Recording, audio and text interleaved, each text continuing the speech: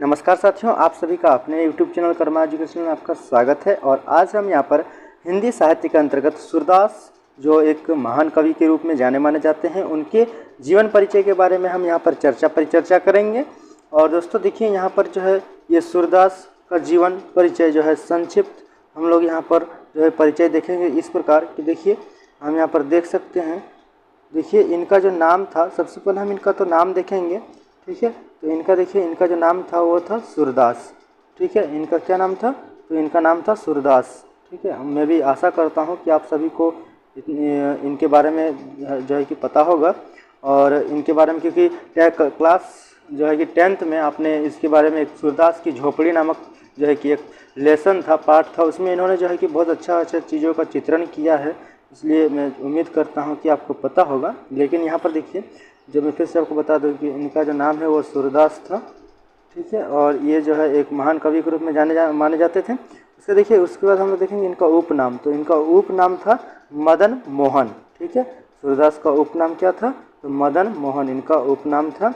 उसके बाद देखिए, इनका पिता का नाम जब हम देखेंगे तो इनके पिता का नाम था रामदास। क्या नाम था दोस्तों? इनके पिता का नाम था रामदास। इनकी माता का नाम जब देखेंगे हम लोग तो हमें पता चलेगा इनका माता का नाम था, ठीक है, जमुना दास। रामदास, जमुना दास किसका? और देखिए यहाँ पर देखिए एक चीज़ मिलता जुलता है कि इनके जो है इनका नाम हो गया सूरदास, इनके पापा का नाम हो गया रामदास और माता जी का नाम हो गया जमुना दास। अर्थात सूरदास, रामदास, जमुना दास। अर्थात जो है कि सूरदास उनके पिताजी का नाम रामदास, माता जी का नाम जमुना दास। तो ये होने के बाद देखिए दोस्तों, अब हम जो है इनके जन्म स्थान के बारे में जो है चर्चा करेंगे। इनका जन्म स्थान जो था वह था, ठीक है, रुनकता, ठीक है, रुनकता या सिही, रुनकता या सिही जो है इनका जन्म स्थान था। उसके बाद देखिए इनका जन्म का जब बात करेंगे कि इनका जन्म कब हुआ, तो सन 1478 में, ठीक है। अर्थात 1478 अर्थात 1478 में हुआ था इनका जन्म, 1478 ईस्वी में। और जब मृत्यु की बात करेंगे तो मृत्यु देखिए, मृत्यु की बात करेंगे तो मृत्यु जो इनका हुआ वो हुआ सन 1583 में। सन 1583 में इनकी मृत्यु हो जाती है। और इनके गुरु का जब बात करेंगे तो देखिए, हमने जब तुलसीदास का गुरु का जब बात किया था तो उसमें जो है वो थे, ठीक है, नरहरिदास। लेकिन जब इनके गुरु का हम लोग बात करेंगे तो इनके गुरु हैं महाप्रभु वल्लभाचार्य। जो है महाप्रभु वल्लभाचार्य, ये है इनके जो है गुरु थे। इनके देखिए, ये देखेंगे हम लोग प्रमुख इनके रचनाएं क्या क्या इन्होंने जो है कि प्रमुख रूप मतलब मुख्य रूप से रचनाएं की है। तो सबसे पहला सुरसागर, दूसरा सुरसारावली और तीसरा साहित्य लहरी। ये तीन जो है इन्होंने रचना किया है प्रमुख रूप से। और इनकी भाषा क्या थी? इनकी भाषा ब्रज भाषा है, आपको ये चीज़ याद रखना है। उसके बाद देखिए जो है, जब हम इनके जन्म काल अर्थात इनका जो जन्म हुआ वो उस समय कौन सा काल चल रहा था? तो भक्ति काल। कौन सा काल चल रहा था दोस्तों? भक्ति काल। आपको याद रखना है, भक्ति काल चल रहा था, ठीक है। ये जानने के बाद अब हम जो है कि इनके बारे में और विस्तार पूर्वक जो है कि जानकारियाँ इकट्ठा करेंगे, अध्ययन करेंगे। देखिए सूरदास का जीवन परिचय अब जो है विस्तार पूर्वक हम लोग देखेंगे। और देखिए हम लोग देखने से पता चलेगा कि जीवन परिचय अर्थात जो है कि सूरदास का जन्म 1478 ईस्वी में जो है सिही नामक ग्राम में हुआ था। लेकिन कुछ विद्वानों का मानना है कि सूरदास का जन्म जो है मथुरा अर्थात आगरा मार्ग पर स्थित रुनकता नामक जो है एक ग्राम में हुआ था, ठीक है। रुनकता नामक जो है ग्राम में हुआ था। और ये रुनकता नामक कहाँ पड़ता है? तो ये जो है मथुरा अर्थात आगरा मार्ग, आगरा रोड जो है आगरा जो है रोड पर जो है स्थित रुनकता नामक एक जगह है जहाँ में जिस ग्राम में हुआ था। यह बहुत सारे विद्वानों का अलग अलग अपना मत है। तो दोस्तों देखिए, ये सूरदास का जन्म जो है निर्धन, ठीक है, अर्थात निर्धन जो है सारस्वतः ब्राह्मण अर्थात जो है कि पंडित रामदास के यहाँ हुआ, अर्थात पंडित रामदास के यहाँ हुआ था। और अर्थात क्योंकि जो है इनके पिताजी का नाम क्या था? तो पंडित रामदास और हुआ था। और सूरदास के पिता गायक थे। ये चीज़ आपको ध्यान देना है कि सूरदास के जो पिता थे वो क्या थे? तो एक सिंगर थे, एक गायक थे। और सूरदास की माता जो है जमुना दास थी, आपको मैंने जो है कुछ देर पहले बताया है। उसके बाद देखिए, उसके बाद जो हम लोग देखेंगे वो है कि सूरदास जो है बचपन में ही सूरदास की रुचि कृष्ण भक्ति में थी। अर्थात दोस्तों जो सूरदास है उनकी जो है कृष्ण भक्ति जो है कि इनको काफ़ी जो है इस पर रुचि था, इन्होंने काफ़ी उस पर ध्यान दिया है और काफ़ी जो है अपना रुचि और एकाग्रता उसमें दिखाई है। कृष्ण के भक्त होने के कारण उन्हें मदन मोहन नाम भी जाना जाता है। देखिए दोस्तों, मैं जब आपको कुछ देर पहले उनका उपनाम बताया था तो उनका उपनाम था मदन मोहन, और इसलिए इसको मदन मोहन नाम दिया गया था क्योंकि देखिए ये जो है कृष्ण के भक्त होने के कारण, अर्थात कृष्ण के काफ़ी बड़े भक्त जो है हुए, इसलिए इनका नाम जो है मदन मोहन पड़ा। सूरदास ने भी अपने कई दोहे में खुद को मदन मोहन कहा है। सूरदास नदी के किनारे बैठकर पद लिखते और उनका गायन करते थे और कृष्ण भक्ति के बारे में लोगों को बताते थे। अर्थात दोस्तों जो है कृष्ण भक्ति के बारे में लोगों का भी जो है उनका गुणगान करके लोगों को बताया करते थे। उसके बाद देखिए अब हम देखेंगे कि सूरदास का जो जीवन परिचय है उसमें शिक्षा का क्या ये उनके पास योगदान है। ठीक है, अर्थात शिक्षा उनको कैसे प्राप्त हुआ, शिक्षा उन्होंने किससे प्राप्त किया, उनके गुरु कौन थे। तो देखिए दोस्तों सूरदास का जीवन परिचय अर्थात शिक्षा के क्षेत्र में, तो शिक्षा में देखिए जब बात आती है शिक्षा में तो हम देखेंगे कि इस जो है इनके भक्ति का एक पद सुनकर जो है पुष्टि मार्ग के संस्थापक अर्थात पुष्टि मार्ग के संस्थापक महाप्रभु वल्लभाचार्य ने इन्हें अपना शिष्य बना लिया।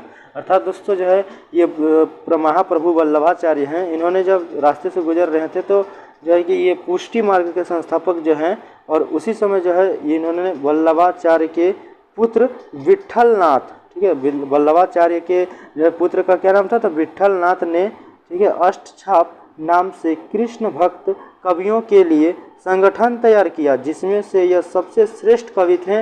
इनकी मृत्यु 1583 ईस्वी में जो है परसोली नामक ग्राम में हुआ था। कहाँ हुआ था दोस्तों, तो मैं आपको फिर से एक बार बता दूं, परसोली नामक ग्राम में हुआ था। कहाँ हुआ था, परसोली नामक ग्राम में इनकी मृत्यु हो जाती है।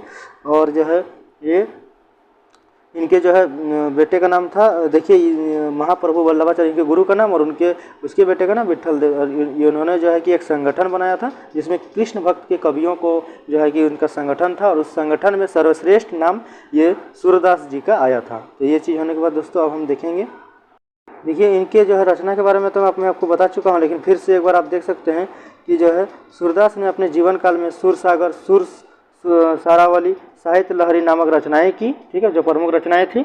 और हिंदी साहित्य में सूरदास को सूर्य की उपाधि दी गई है। किसकी उपाधि दी गई है दोस्तों, तो सूर्य की उपाधि दी गई है, ठीक है। और इस तरह से जो है उसके बाद जो है हम यहाँ पर देखेंगे इस उपाधि के लिए जो है इन्हें एक दोहा से जो है दोहा कहा गया है इस उपाधि के लिए कि सुर सुर सुर तुलसी शशि, ठीक है, उड़ुगन केशवदास, अब के कवि हृदयतम सम, ठीक है, जह तह, ठीक है, जहाँ तह जो है करत प्रकाश। अर्थात जो है इस तरह के आज के कवि जो हैं ये जहाँ मन तहाँ जहाँ जो है कि ये प्रकाश डाल सकते हैं, इन पर जो है इतनी शक्तियाँ आ जाती है, इन लोगों के पास भक्ति होती है कि ये लोग जो है कि जहाँ तहाँ प्रकाश अपने हिंदी साहित्य के गुणों से कर सकते हैं। तो दोस्तों देखिए उसके बाद जो है हम यहाँ पर बात करेंगे इनकी प्रमुख रचनाओं की, ठीक है। तो देखिए इनकी प्रमुख रचनाएं क्या क्या है।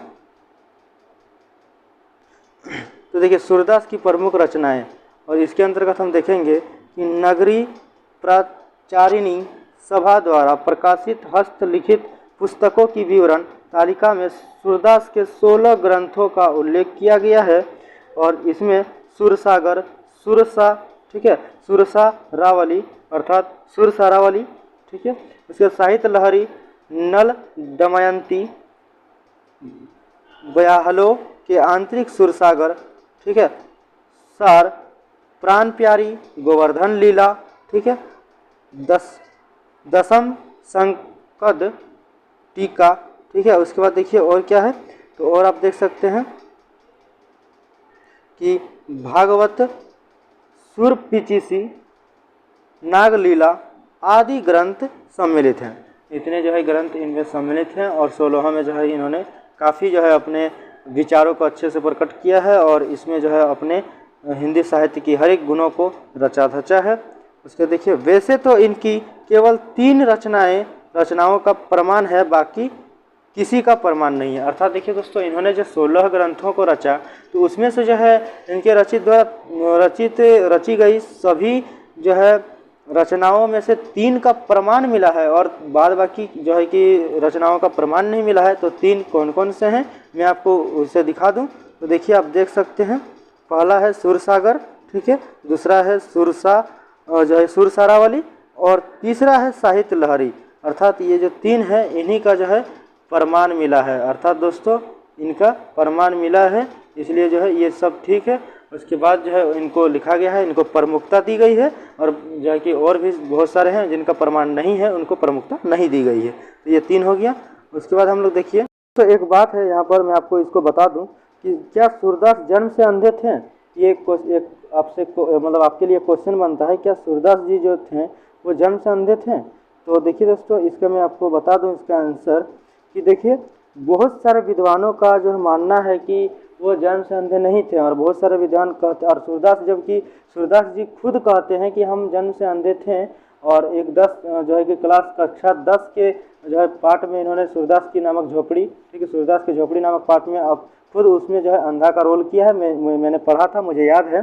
तो मैं फिर यहाँ पर देखिए विद्वानों का क्या मत है मैं आपको बता रहा हूँ कि सूरदास के जन्मांध होने के विषय में अभी भी मतभेद है, और सूरदास ने तो अपने जो है आपको जन्मांध बताया है। अर्थात सूरदास जी कहते हैं कि हाँ मैं बचपन से ही जो है अंधा हूँ, मैं जो है कि जन्म से अंधा हूँ, लेकिन जिस तरह से उन्होंने श्री कृष्ण की बाल लीला, श्रृंगार रूपी राधा और गोपियों का सजीव वर्णन किया है, उसमें जो है आँखों के साक्षात देखे बगैर नहीं हो सकता है। ये जो है ये विभिन्न विद्वानों का मानना है कि बिना देखे हुए इन चीज़ों का जो है इन रचनाओं का इतना सुंदर चित्रण और वर्णन कैसे किया जा सकता है, कैसे हो सकता है।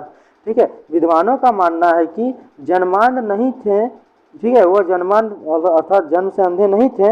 हो सकता है कि उन्होंने आत्मग्लनशील वश जो है लाक्षणिक रूप से अथवा किसी और कारणवश जो है अपने आप को जन्मांध बताया हो। ये चीज़ जो है विद्वान लोगों का कहना है, लेकिन जो सूरदास जी हैं वो खुद कहते हैं कि हाँ मैं जो हूँ एक जन्मान से मतलब बचपन से ही अंधा व्यक्ति हूँ, और मेरी बचपन से आंखों की शक्ति नहीं मिली है। ठीक है, तो देखिए इस तरह का जो है यहाँ पर सस्पेंस है, तो आप जो है कि इस तरह से अपने एग्जाम में लिख सकते हैं। और चलिए ऑल द बेस्ट सभी को। और दोस्तों देखिए आज के लिए तो फिलहाल इतना ही, और यहाँ पर मैंने सूरदास के जीवन परिचय को बताने का प्रयास किया है। मैं उम्मीद करता हूँ कि मेरे द्वारा बताई गई आपको कंटेंट समझ में आई होंगी। और दोस्तों ठीक है, इसी के साथ फिर मिलते हैं किसी और हिंदी साहित्य के महान कवि के बारे में जो है कि जीवन परिचय को लेकर के। तब तक के लिए आप अपना ध्यान रखें, और दोस्तों अगर चैनल पर नए हैं तो वीडियो को जो है कि लाइक कर दें और चैनल को सब्सक्राइब कर दें। ओके गाइस, तो फिर मिलते हैं नेक्स्ट वीडियो में। तब तक के लिए thanks for watching this video. आप अपना ध्यान रखें। ओके गाइस, थैंक्स फॉर कलमा एजुकेशनल।